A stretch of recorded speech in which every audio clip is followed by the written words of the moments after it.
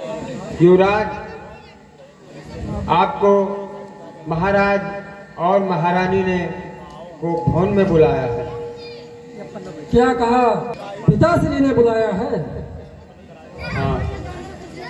कोई आवश्यक कार्य? आवश्यक कार्य होगा तभी बुलाया है आपको। आर्य सुमन, कहीं मुझसे कोई भूल तो नहीं हो गया जो पिताश्री ने मुझे बुलवाया है? नहीं युवराज, आपके लिए वही ज्ञात होगा आपको। ठीक है। प्रणाम माता।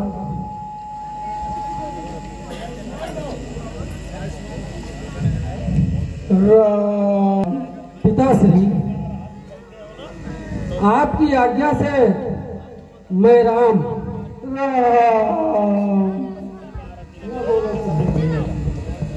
आपकी आज्ञा से मैं राम आपके श्री चरणों में प्रणाम करता हूँ। आप कुछ स्वस्थ नहीं दिखते। पिताश्री को क्या कष्ट है माँ? उनकी अस्वस्थता का क्या कारण है?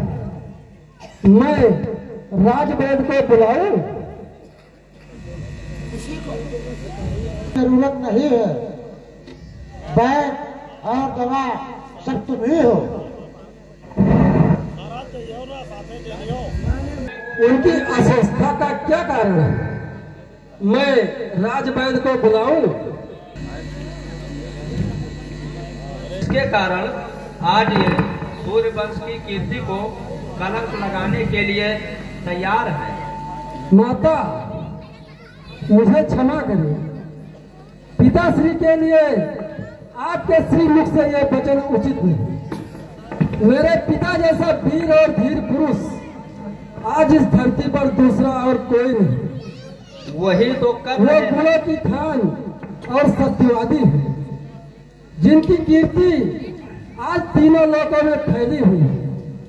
वो अपने सेवक के मोह में ऐसा कोई कार्य नहीं कर सकते जिससे उनके विमल कीर्ति को कलंक लगे। है तुम्हारे वीर और धीर पिताश्री। मुझे विश्वास नहीं। पिताश्री, आप जैसे नरसिंह को इस प्रकार की व्याकुलता शोभा नहीं देती। आप निसंकोच होकर मुझसे अपने हृदय की बात कहिए। यदि पुत्रवत नहीं तो मित्रवत ही कहिए। एक दिन आप ही ने तो कहा था कि राम, तुम मेरे मित्र हो। मैं अपने प्राण अर्पण कर देने पर भी आपका दुख दूर करूंगा। माता, आप ही बताएं कि पिताश्री को असली दुख क्या है और इनके रोग का निवारण क्या हो सकता है? चाहो तो इनके रोग का निवारण हो सकता है। माँ, आपको ये शंका क्यों है कि मैं पिताश्री के वचनों को पालन नहीं करूंगा? बात ही कुछ ऐसी है। माँ, जिस राम को आपने बचपन से ही अपनी गोद में पाला है, आज उसी राम पर संदेह कर रही है। अपराध किया है, जिसके कारण मेरे पिता मुझसे बात नहीं करते और मेरी माता मुझ पर संदेह कर रही है। ये तो मैं जानती हूँ कि तू सत्य वचन से पीछे हटने वाला नहीं है, परंतु क्या माँ? संकेत मात्र कर दे तो मैं आपके लिए अपनी चमड़ी के जूते बनवा दूं। पिता की भांति आपका भी उतना अधिकार है मुझ पर। इसलिए यदि वो नहीं कहते तो उनकी ओर से आप ही कहिए कि पिताश्री को क्या दुख है? मैं क्या करूं जिससे आपको संतोष हो मां? मुझे 2 वरदान देने को कहा था और ये भी कहा था जब जी चाहे तो मांग लेना। आज मैंने वो अपने दोनों वरदान मांग लिए। अब यदि ये दोनों वर मानते हो तो पुत्र का मोह रास्ते में आता है और यदि नहीं तो धर्म और सत्य पर कलंक लगता है। ये बेचारे इसी धर्म संकट में पड़ गए हैं। तुम्हारे संकोच बस तुमसे कह नहीं पा रहे हैं। वो दोनों वर क्या है माता? पहला वर ये है कि तुम्हारी जगह मेरा बेटा भरत का राज्याभिषेक हो। और दूसरा ये है कि तुम मुनि वेश धारण कर 14 वर्ष वन में रहो। बस इतनी सी बात पर इतना बड़ा विवाद था। ये तो बड़ी प्रसन्नता की बात है माँ कि आज मुझे माता और पिता दोनों के वचनों को पालन करने का ऐसा अवसर प्राप्त हुआ जो किसी पुत्र को बड़ी भाग्य से मिलता है। भरत को तो राज देने के लिए मुझे किसी की आज्ञा की आवश्यकता नहीं। उस जैसे भाई को तो राज मैं स्वयं बड़ी प्रसन्नता से दे दूंगा। और रहा वनगमन तो लगता है मेरे कोई पुण्य जागृत है जो आपकी आज्ञा से मुझे वहां जाने का अवसर मिल रहा है जहां ऐसे ऐसे महान ऋषियों और मुनियों के दर्शन कर सकूंगा जिनका तेज तीनों लोगों को प्रकाशित कर सकता है। माँ, मेरा तो चारों ओर से कल्याण हो गया। पिता की आज्ञा का पालन, माँ की इच्छा का अनुकरण, छोटे भाई का राज्याभिषेक और मुनि दर्शन से मेरा कल्याण। माँ, यही बात थी ना या और कोई दुख है पिताश्री को? नहीं पुत्र, तुम्हारी शपथ, भरत की सौगंध, महाराज को और कोई दुख नहीं है। अब तुम्हें इन्हें समझाओ कि ये अपने वचन का पालन करें, तुम्हें बन जाने की आज्ञा दें, संसार में निंदा और अपयश से बचें।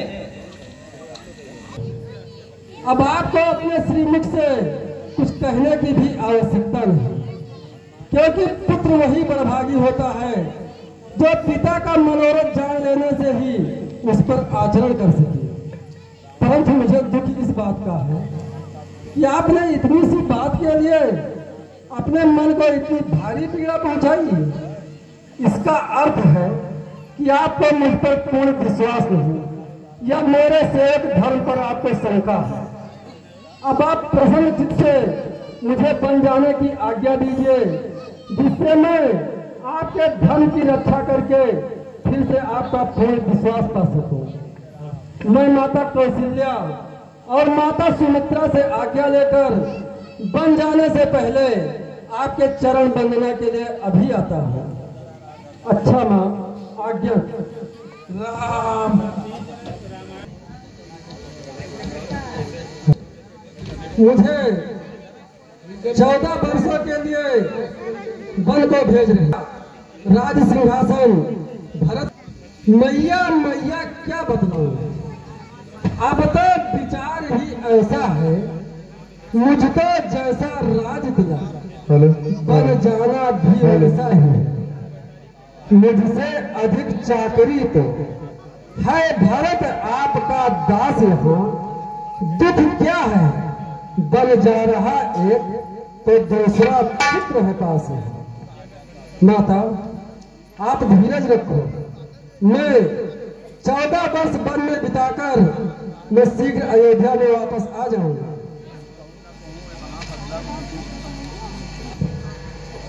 केवल पिताजी ने बन जाने की आज्ञा दी है तो माता की आज्ञा बड़ी मानकर वन को मत जाओ। लेकिन अगर माता और पिता दोनों ने आपको बन जाने का इजाजत दे दिया है तो तुम शौक से वन को जाओ। मैं तुम्हें आदेश देती हूँ। माता और पिता की आज्ञा का पालन ही बेटे का धर्म कहलाता है। हाँ माता, हम इसी अयोध्या के राजा सगर की संतान हैं, जो पिता की आज्ञा से पृथ्वी पाताल एक करते हुए अपने प्राणों की आहुति दी थी। सत्य धर्म और दिए हुए वचनों को पालन करने के लिए इसी अयोध्या के अधीक्षर राजा हरिश्चंद्र ने अपनी पत्नी तथा पुत्र दोनों को बीच बाजार खड़े करके बेच दिया था। पिता का वचन और माता की आज्ञा का पालन करने का मैं व्रत ले चुका हूँ। अब आप मुझे अपने आशीर्वाद मुझे विदा कीजिए। ठीक है मेरे लाल, जाओ, मैं तुम्हें आशीर्वाद देती हूँ। मैं पिताश्री और माता की आज्ञा से वन को जा रहा हूँ, इसलिए अब तुम्हें अयोध्या में रहकर सास और ससुर की सेवा करना होगा। स्वामी, मैं ये देख रही हूँ, समझ भी रही हूँ कि संसार में पति वियोग के समान कोई दुख नहीं है। हे प्राणनाथ, हे करुणानिधान, हे रघुकुल रूपी कुमुद वन को खिलाने वाले चंद्रमा, आपके बिना मेरे लिए अयोध्या का सुख भी नर्क के समान है। माता, पिता, भाई, बंधु, प्यारा परिवार, यहाँ तक कि प्यारा पुत्र, जहाँ तक स्नेह और नाते हैं, ये सब कुछ पति के बिना स्त्री के लिए शोक का संसार है। ऐसा समझकर हे सुजान शिरोमणि, मुझे अपने साथ ले चलो।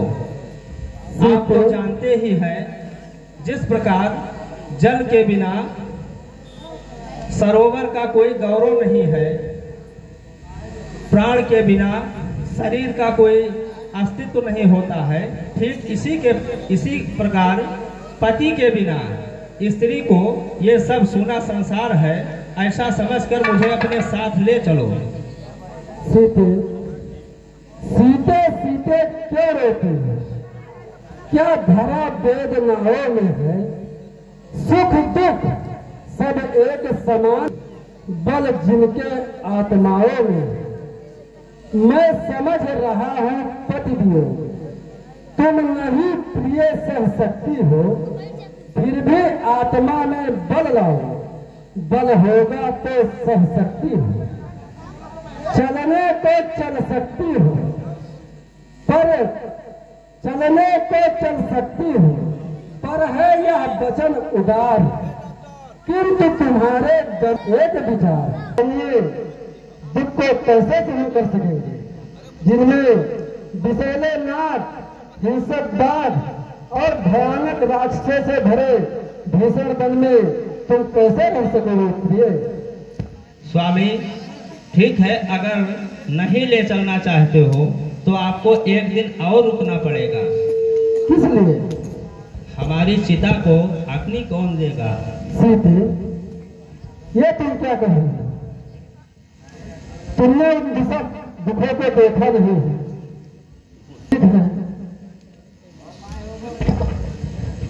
मैं वनवास ऐसे स्त्रियों के लिए नहीं, लेकिन ये तुम इतनी जिद कर रही हो तो शीघ्र चलने की तैयारी करो। ठीक। भैया, भैया, क्या यह मैं जो कुछ सुन रहा हूँ ये सच है? कैकेयी के कहने पर महाराज ने आपसे राज्य छीन लिया? लक्ष्मण, माता कैकेयी को कहकर तब से पुकारना सीख लिया था। भैया, आप बुलाओ उसे माता।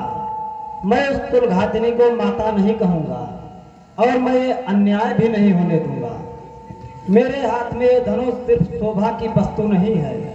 मैं इस धनुष से महाराज की चतुरंगिणी सेना का सामना अकेले ही कर सकता हूँ। चुप रहो लक्ष्मण, अनर्गल बातें मत कहो।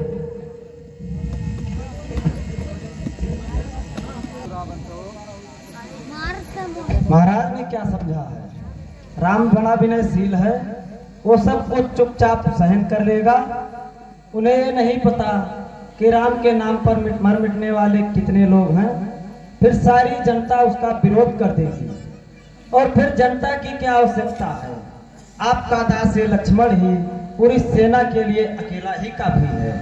और ये भरत आ गया तो उसे भी छठी का दूध याद दिला दूंगा। चुप रहो लक्ष्मण, ये क्या अनर्गल बातें कर रहे हैं? आप बीच में मत पड़ो भैया। अन्याय सहना क्षत्रिय धर्म के विरुद्ध है। शत्रु वार करे और क्षत्रिय उसका उत्तर ना दे तो उसकी वीरता पर धिक्कार है। जो राज सिंहासन प्रजा में घोषणा करके आपको दिया जा चुका है, उस पर किसी और बैठने का कोई अधिकारी नहीं है, स्वयं महाराज भी नहीं है। वाह वाह, कितना सुंदर चित्र है। कि पिता हाथ बांधे सामने खड़ा है और पुत्र अपनी पत्नी के साथ आसन पे बैठा उन्हें आज्ञा दे रहा है। इस दृश्य को देखने के लिए आकाश से उतरकर देवता भी चले आएंगे कि अयोध्या की मानव सभ्यता ने कितनी बड़ी उन्नति कर दी।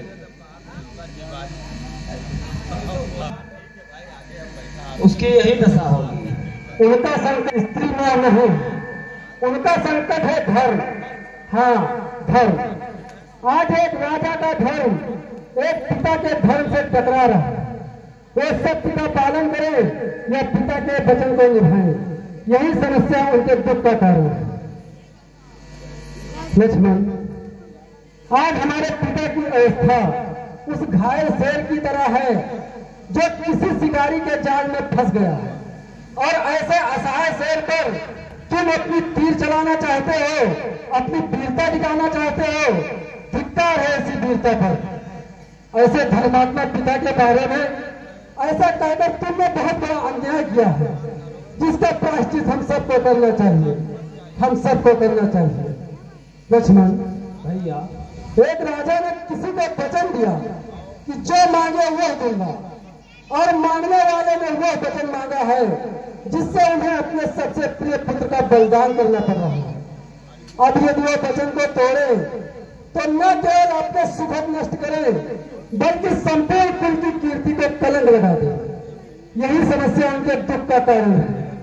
लक्ष्मण, हमारे जैसे पिता तो किसी को बड़े भाग्य से मिलते हैं, परंतु यदि किसी का पिता दुराचारी भी हो और उसे त्याग भी दे, तो भी एक पुत्र का धर्म है कि वो पिता को अपने पिता को भगवान की तरह पूजे, क्योंकि पिता ही मनुष्य का प्राण दाता होता है।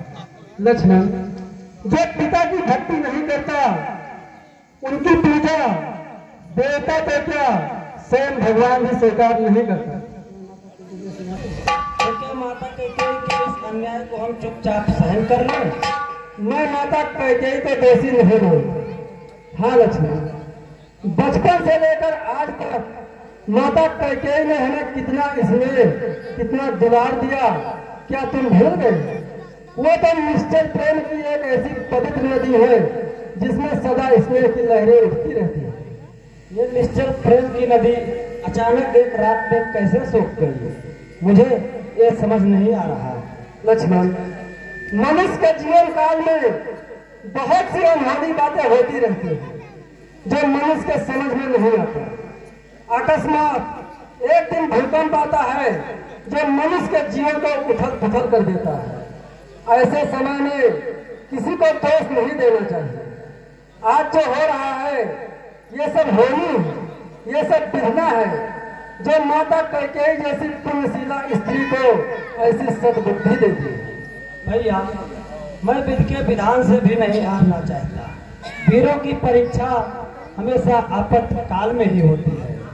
नहीं लक्ष्मण, मनुष्य के आपातकाल में वीरता की परीक्षा नहीं होती, मनुष्य के धर्म की भी परीक्षा होती है। बार बार शस्त्र उठाने को वीरता नहीं कहते। कभी कभी शस्त्र नहीं उठाना परम वीरता की निशानी होती है। रख दो ये धनुष और इसे जाने के पश्चात राजा भरत की सेवा में धारण करना। आपके जाने के पश्चात इसका अर्थ है आप बन जा रहे हैं तो मुझे भी चलना होगा। साथ में चलोगे तो इस समय माता और पिता दोनों लोग, माता पिता समस्त गुरुजन और सगे स्नेहीजनों को सहारा कौन देगा? भरत शत्रुघ्न भी यहाँ नहीं है। भैया, मेरे तो माता पिता गुरु सब कुछ आप ही हैं। नहीं लक्ष्मण, वनवास मुझे हुआ, तुम्हें नहीं। नहीं भैया, मुझे अपने साथ में ले चलो। ठीक है लक्ष्मण, अब तुम भी साथ चलोगे तो सब बात नष्ट हो जाएगी। वनवास नहीं है वन विहार, यह कहकर न झुझलाएगी। ठीक है, ये तुम नहीं मान रहे हो तो जाओ, जाओ माता सुमित्रा और अपनी पत्नी उर्मिला से विदा ले लो, उसके बाद कुछ विचार किया जाएगा। जो आज्ञा भैया। मैं आपसे कुछ कहने आया हूँ। बोलो लक्ष्मण, क्या कहना चाहते हैं? माता, मैं बड़े भैया श्री राम के साथ बन जाना चाहता हूँ। ठीक है, श्री राम और जनक नंदिनी पिता की आज्ञा से बन जा रहे हैं तो तुम शौक से जाओ। उनके बिना तुम्हारा अयोध्या में कोई काम नहीं है। माता, तुम देवी हो, तुम विदुषी हो, तुम सच्ची क्षत्राणी हो मां। तुम नहीं मानवी हो कोई, तुम तो सदेह बाड़ी हो मां। तुमने मां, तुमने स्वयं देख मेरे ही मन की बात कही। जो मैं कहलाने आया था वह स्वयं तुम्ही ने बात कही। मेरी यही लालसा है, पकड़ो रघुराई की बाहें। सेवा करने को भाई की, हाजिर है भाई की बाहें। अच्छा, अब देर नहीं अच्छी, आशीष दो विदा करो माता। 14 वर्षों की शक्ति धरो, इस सिर पर हाथ धरो माता। मेरे लाल, जाने से पहले हमारे तरफ से एक हिदायत सुनो। कहो माता। जाओ, लेकिन याद रखना, यदि बांका बाल हुआ भी तो होगा भाई की सेवा में। लग जाए प्राण की भी बाजी तो रघुराई की सेवा में। देखना लाल मेरे हो तुम तो सत पर सदा अड़े रहना। 14 वर्षों की सेवा में वीरों की भांति खड़े रहना। किंचित भी पीछे हटे लाल तो क्षत्रिय धर्म मिटा दोगे। कर्तव्य मार्ग से डिगे अगर तो माँ का दूध लजा दोगे। जाओ, प्रसन्न रखो उनको जो मुद मंगल के दाता हैं। अब पिता तुम्हारे रामचंद्र और सिया तुम्हारी माता है। जाओ मेरे लाल, मैं तुम्हें आशीर्वाद देती हूँ। आज से श्री राम ही तुम्हारे माता पिता और जनक नंदिनी विदेह कुमारी तुम्हारी माता है। जो आज्ञा माता। उर्मिला, बोलो स्वामी। मैं तुमसे कुछ कहने आया हूँ। कहो, क्या कहना है? उर्मिला विदा करो। दिन है उत्साह दिखाने का। माँ ने भी आज्ञा दे दी है, प्रण है मेरा बन जाने का। इस समय नहीं कुछ देर तलक इस मंदिर में ठहरूंगा मैं। भाभी भाई की सेवा में अब जीवन सफल करूंगा मैं। 14 वर्षों की विचरण तुमको खल सकती है तो मैं ये कहने आया हूँ, तुम मेरे संग चल सकती हो। ठीक है स्वामी, सुनो हमारी भी बात। यदि मुझे साथ में लोगे तो उस व्रत में बाधा आएगी। आकर्षण हुआ प्रबल मेरा तो वो सेवा छूट जाएगी। इसलिए नहीं जाऊंगी मैं। जी लूंगी 14 वर्षों तक। वो चित्र आपका सन्मुख है। पूजूंगी 14 वर्षों तक। प्राणेश छोड़ मेरा विचार बेखटके आप बयान करें। वह जगत जया, वह जग जननी, वह जगदम्बा कल्याण करें। स्वामी जाओ, मैं तुम्हें अपने तरफ से आज्ञा देती हूँ। ठीक है मिला। हाँ, खुश रहो सौभाग्य। प्रभु रामचंद्र, माँ जनक नंदिनी और लक्ष्मण भैया अपनी सारी संपत्ति दान करके और दरवाजे पे खड़े हैं आपसे विदाई के लिए। वन में जाने से पहले आपका आशीर्वाद लेने आया। दंडकारणी में जाने से पहले मैं आपका आशीर्वाद लेने आया। मेरे साथ लक्ष्मण और सीता को भी बन जाने की आज्ञा दीजिए।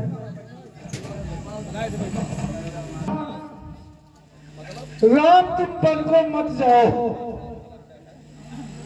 कैकेयी के दिए हुए वचनों से तुम नहीं, तुम वीर हो, इसलिए धर्म पूर्वक दिए गए इस राज्य को मेरा विरोध करके छीन लो। राम, पिताश्री, मैं जानता था आप यही नहीं, मैं आपकी महानता को जानता हूँ। आप अपने यश, अपनी कीर्ति, सारे जीवन की तपस्या और अपने सत्कर्मों का बलिदान इसलिए कर देना चाहते हैं ताकि आपके पुत्र पर कोई अन्याय न हो। परंतु जिसका ऐसा महान पिता है, उस पुत्र का तो भी यही कर्तव्य है कि अपने पिता की महानता पर कोई आँच न आने दे। चाहे मुझे पुत्र आज्ञा उल्लंघन का दोष ही क्यों न लगे, परंतु वो कार्य मैं कदापि नहीं करूंगा जिससे आपके विमल कीर्ति को कलंक लगे। राम, तुम अपने पिता को सत्यवादी बनाना चाहते हो ना? इसके लिए तुम सब कुछ सहन कर सकते हो, परंतु मैं राजमहल में रहूं और तुम बन के दुख भोगो।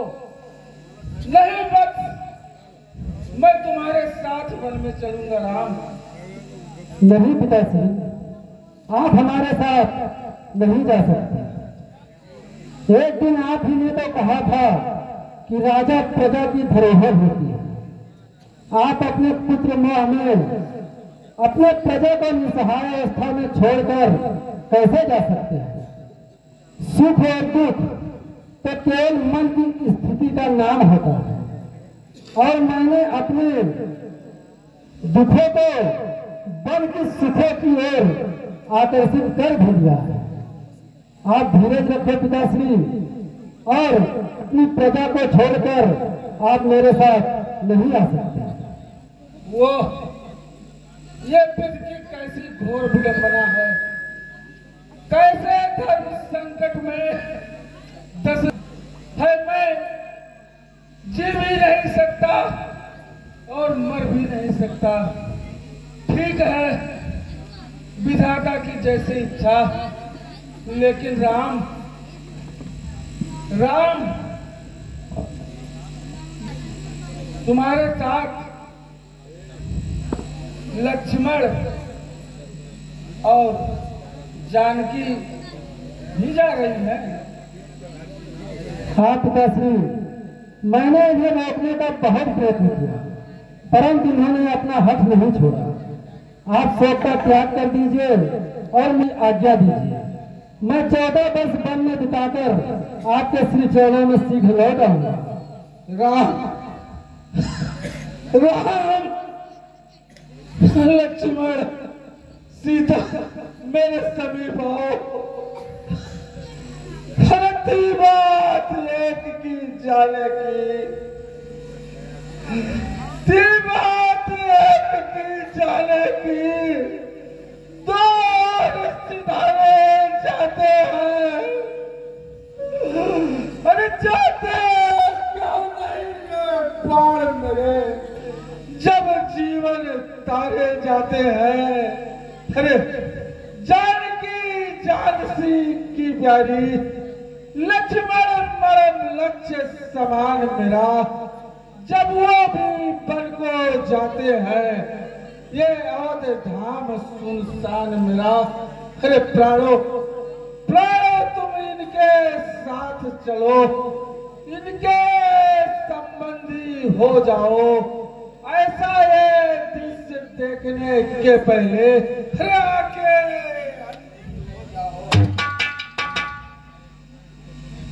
बेटा, पिताश्री, सुनो बेटा।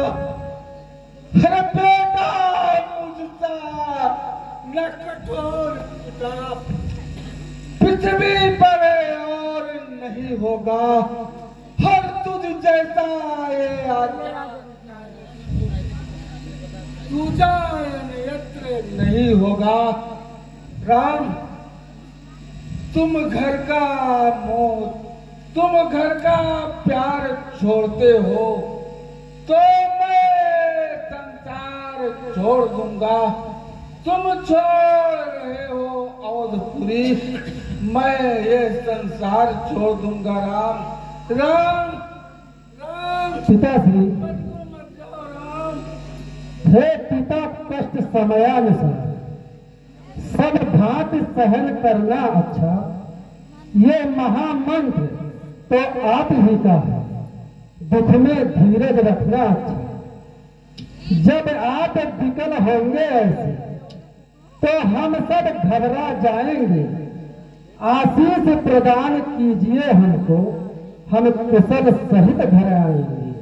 पिताश्री, आप जैसे और महान पिता पर हमें सदा गर्व रहेगा। हमें अपने आशीर्वाद के साथ वन में जाने के लिए आज्ञा दीजिए। ठीक है, ठीक है बेटा।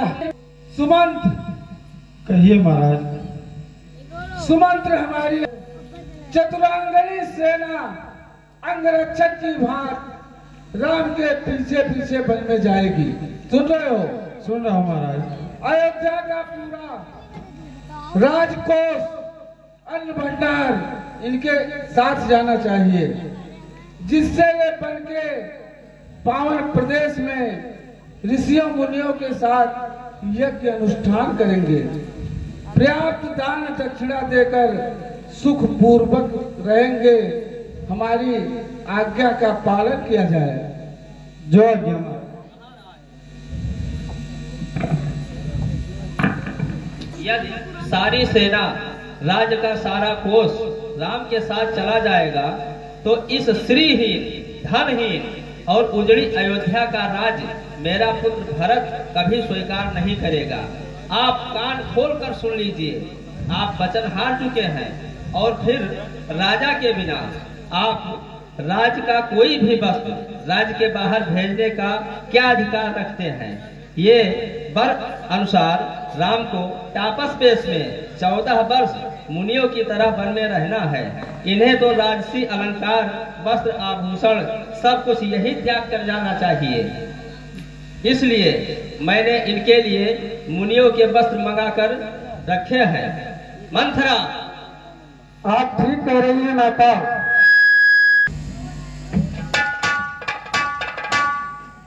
पिताश्री, अब आप मुझे आशीर्वादों के साथ विदा कीजिए। सुठी सुकुमार कुमार जनक सता सुकुमार, रथ चढ़ाई जखराही बना, फिर गए दिन चार। नहीं नहीं विधाता, ये दृश्य देखकर, तापस वेश देखकर भी मेरे प्राण क्यों नहीं निकले? जानकी, जानकी और जानकी, मैं तेरे हाथ जोड़ता हूँ। जानकी, मैं तेरे हाथ जोड़ता हूँ। इस बल भेष में मत जा, बनवासी के भेष में मत जा। महाराजा जनक को मैं क्या मुंह दिखाऊंगा?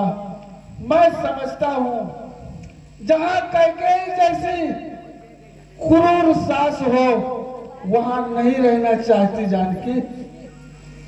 तो मेरी आज्ञा है, अपने पिता के घर चली जा जानकी। अपनी ये दृश्य मुझसे नहीं देखा जाता। मेरे बच्चों, तुम वन में मत जा। अरे मेरी बच्ची, तू वन में मत जा। और ये दशरथ आशीर्वाद का अधिकारी भी नहीं रहा। ऐसा पिता न कहीं हुआ है और न होगा। लेकिन ठीक है सुमंत, आप सब मेरे पिताश्री और मुझे बन जाने की आज्ञा दें। सुमंत जाओ और रथ में बिठा करके इनको 2-4 दिन घुमा करके फिर वापस ले आना। जाओ। श्री राम, तुम जितना विलंब करोगे तुम्हारे पिताश्री उतने ही विचलित होंगे, विचलित होते चले जाएंगे, इसलिए अधिक विलंब करना उचित नहीं। अब तुम शीघ्र ही वन के लिए प्रस्थान करो। पिताश्री, हाँ बेटा, जाने से पहले आपके श्री चरणों में एक विनम्र निवेदन है। मेरे जाने से मेरी माता देवी कौशल्या बहुत व्यथित हो रही है, इसलिए उनका ध्यान रखिएगा, उनको धीरज बढ़ाइएगा और उन पर अपनी कृपा बनाए रखिएगा। पिताश्री, मुझे अपने आशीर्वाद के साथ विदा कीजिए। बेटा, बेटा,